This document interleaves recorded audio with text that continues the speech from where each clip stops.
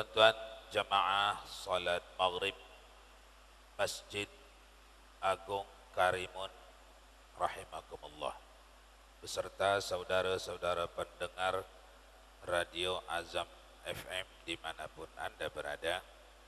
Kembali kita melanjutkan pengajian Fardhu Ain pada bidang fiqih. Bab kita masih di dalam fasal-fasal pada bab nikah.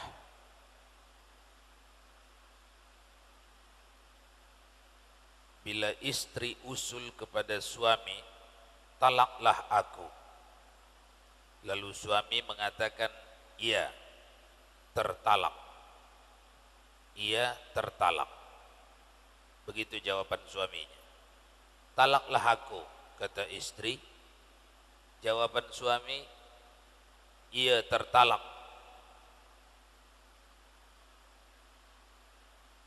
Atau dia tertalak, itu maksud. Hiya mutallaqatun, dia tertalak. Talaklah aku, kata istri. Datang suami jawab, dia tertalak.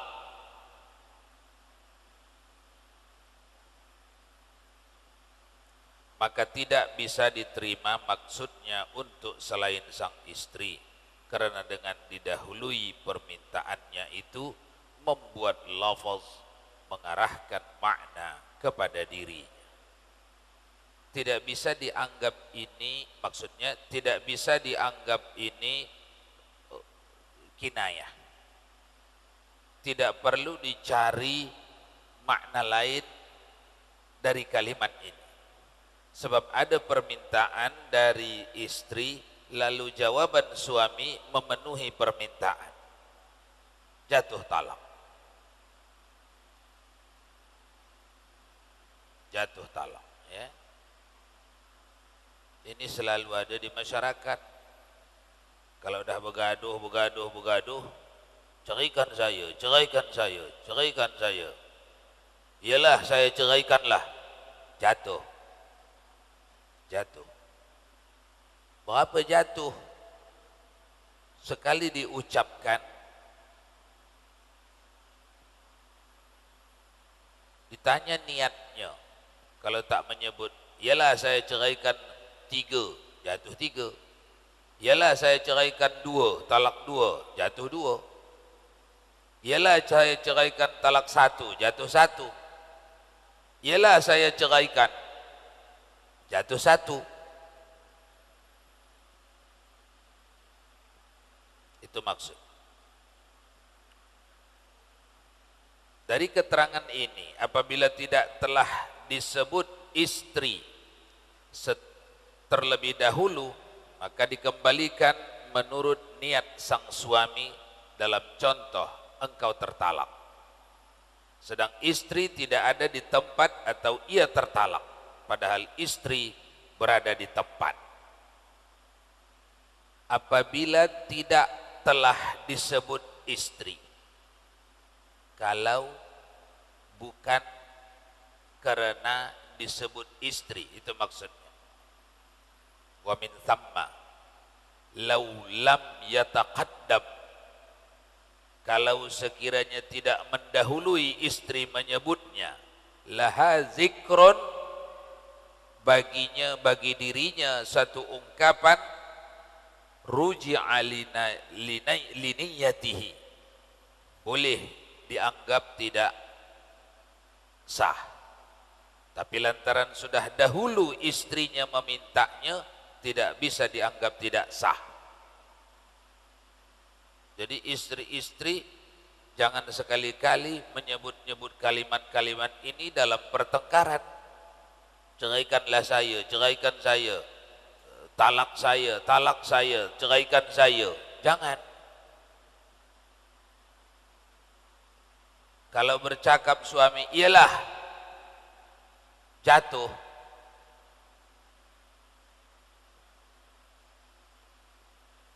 Ceraikan saya, ceraikan saya, cerailah, jatuh.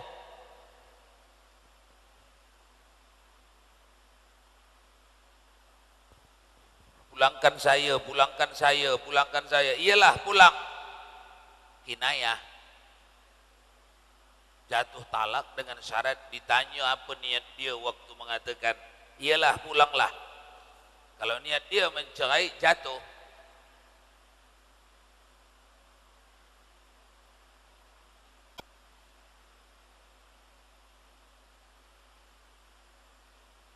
Silakan baca, lanjut.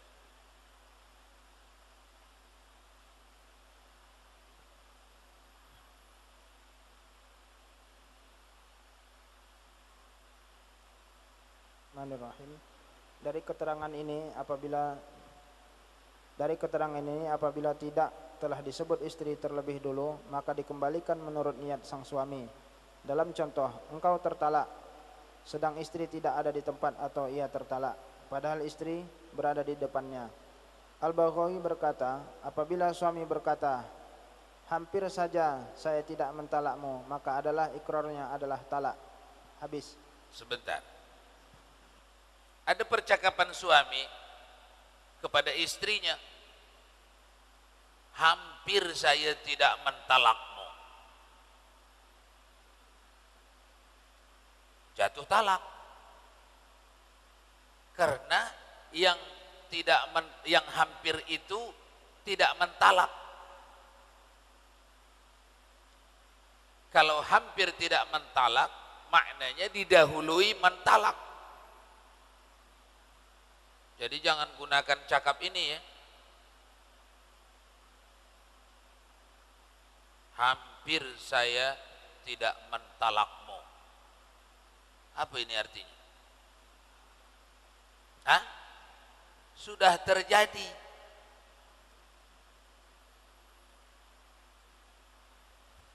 Kalau hendak diurai, saya sudah bertekad mentalakmu, tapi datang orang, sebentar ini datang orang memberi uraian sama saya, memberikan komentar sama saya, mengatakan jangan talak, hampir saya tidak mentalak, tapi tak jadi saya dengarkan uang nih. Itu syarahnya. Jadi cakap yang seperti ini jatuh talak.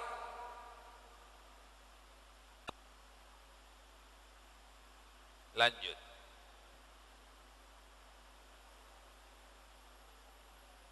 Nah itu belum. Datang syarahnya itu, datang tadi orang begini, dia suruh ceraikan. Hampir saya ceraikan engkau, tapi tak jadi. Dah dekat-dekat, tapi tak jadi.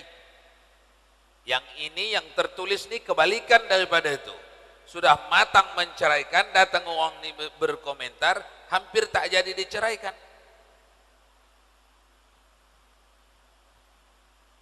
Baca. Apabila suami berkata kepada wali istrinya, kawinkanlah dia, maka berarti orang yang ikrar ada talaknya. Al-Mujid berkata, apabila suami mengatakan wanita ini adalah istri si Fulan, maka dihukumi dengan lepasnya nikah. Sebentar. Apabila suami berkata kepada wali istrinya, kawinkanlah dia. Mentua lah ini ya. Datang suami bercakap dia pada mentuanya, kawinkanlah dia. Maka berarti orang yang ikrar adanya talak, masuk dalam wilayah talak kinayah. Apa maksud awak dalam cakap awak tadi? Mentalak istri kah? Niat waktu mencakapnya. Kalau iya niat, jatuh talak.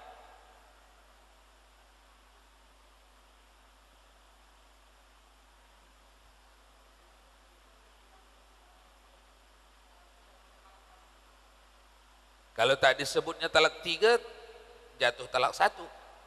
Kalau disebutnya talak 3, jatuh talak 3. Kalau sebut 2, jatuh 2. Sebut 1, jatuh 1. Tak sebut, jatuh 1.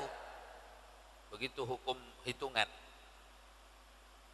Karena di dalam satu ucapan yang tidak menyebutkan jumlahnya, terkandung di situ satu talak.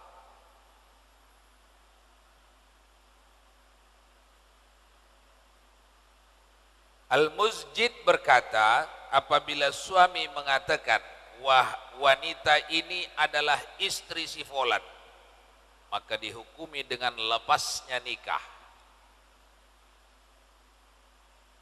Cakapnya pada istri dia macam tu. Wanita ini istri si fulan ini. Padahal istri dia jatuh talak.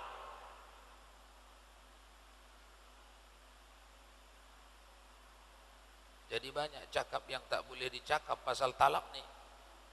Jangan ringan-ringan mulut dalam urusan talak nih. Ya. Iya. Talak lah itu. Hah? Tidak. Tengok berapa niatnya. Niatnya berapa. Kalau tak ada disebutnya berapa, jatuh satu. Kalau disebutnya tiga, memang jatuh tiga.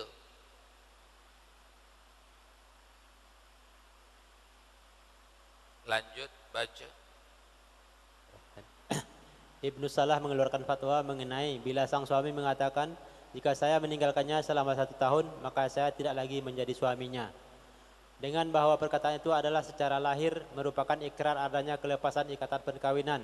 Setelah 1 tahun sang suami meninggalkan, maka setelah semasa 1 tahun itu dan setelah habis masa iddahnya, sang istri boleh kawin dengan lelaki lain. Ya.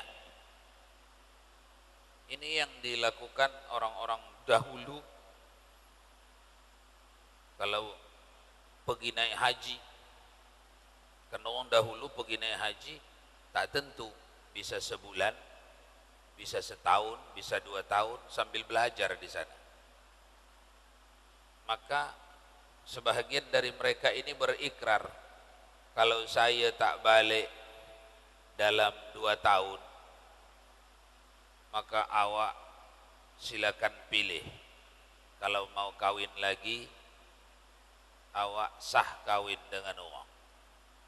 Kalau awak pilih tak kawin lagi, awak tetap jadi istri saya. Sampai 2 tahun, kalau 2 tahun dia sebut, atau kalau 1 tahun dia sebut, sampai setahun, plus iddah, masa iddah, sah wanita itu menikah dengan orang lain. Karena talak itu dianggap sah. Karena ucapan itu dianggap talak.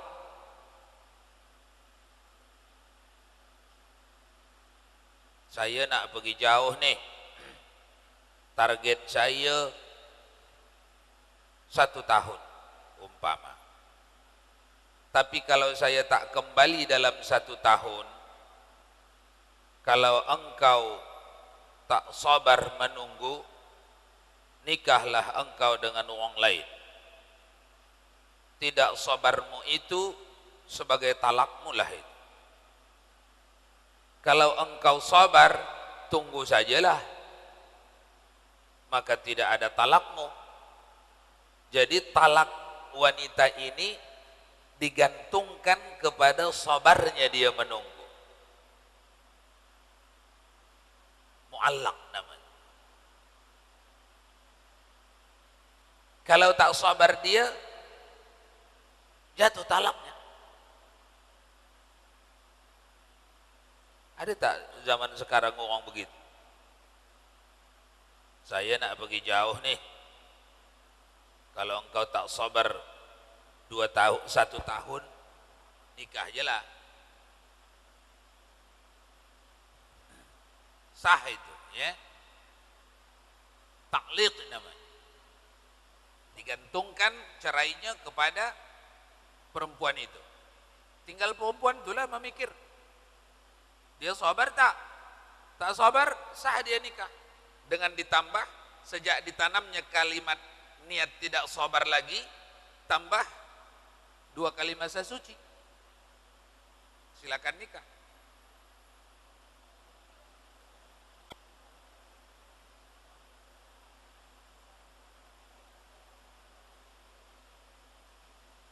Habis masa iddah, ya nikah lagi balik. Habis masa iddah sudah. Tapi tak perlu cina buta lah, nikah saja.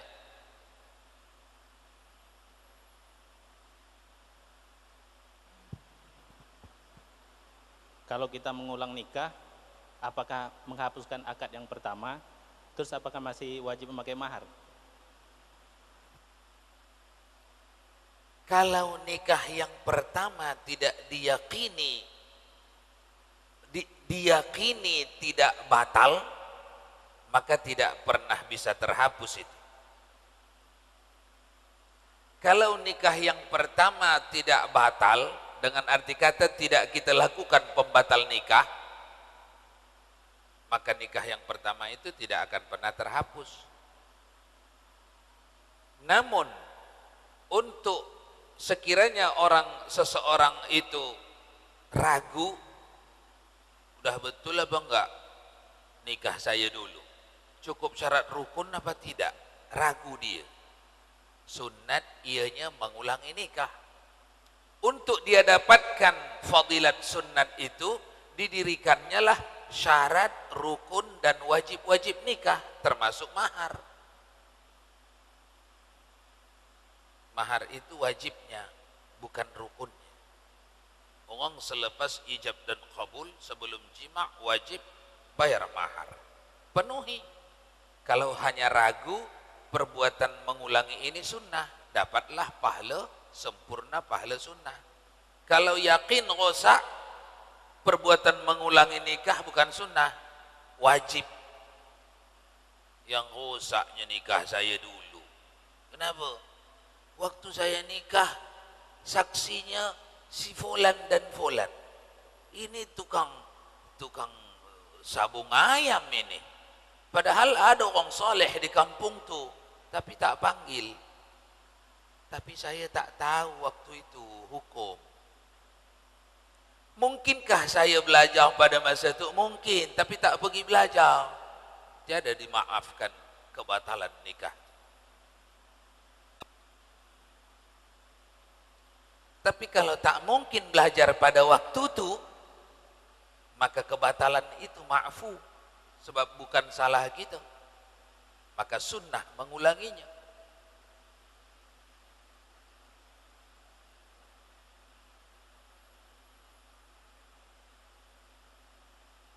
Lanjut. Beberapa faedah. Bila seseorang mengatakan kepada orang lain, adakah engkau talak istrimu? Dengan maksud melakukannya, kemudian menjawab iya atau baiklah, maka talak menjadi dan adalah sharih. Ya, ini termasuk talak sharih. Tidak diperlukan niat. Datang seorang, hati-hati tuan-tuan ya. Kita baru bergaduh dengan bini kita. Dengar tetangga.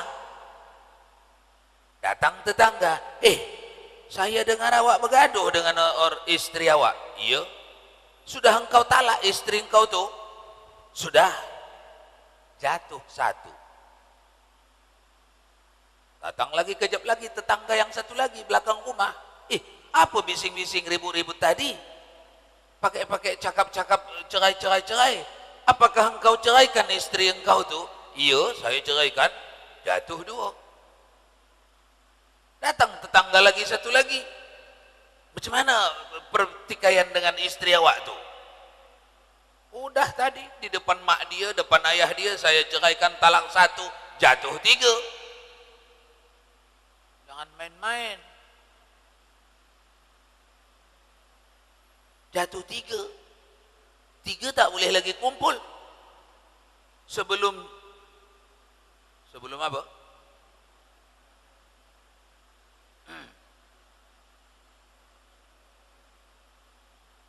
Itu maksudnya.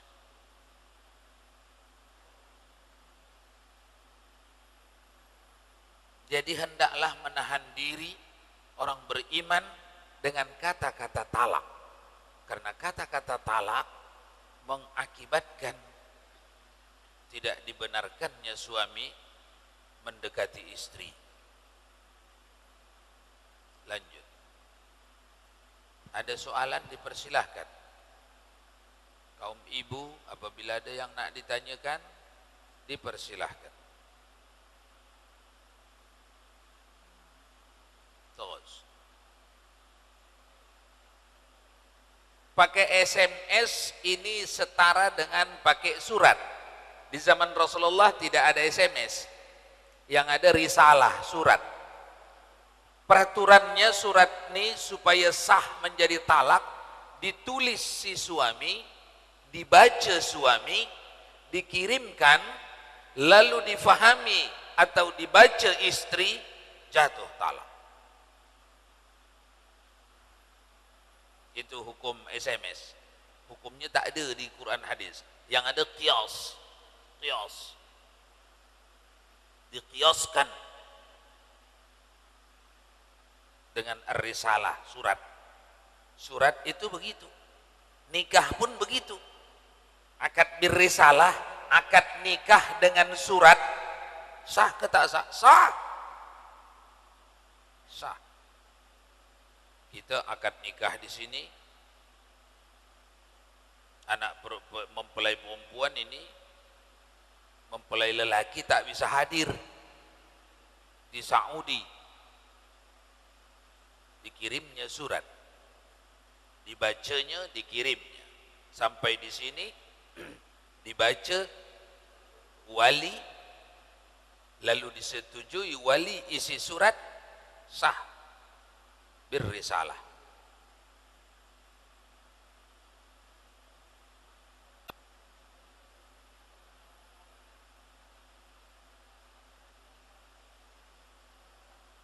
Ya, kalau dibacanya.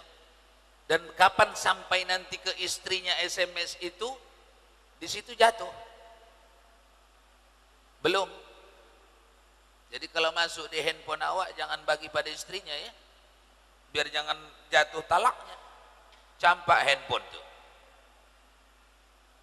Jadi tidak ada andil kita dalam terjadinya talak seseorang.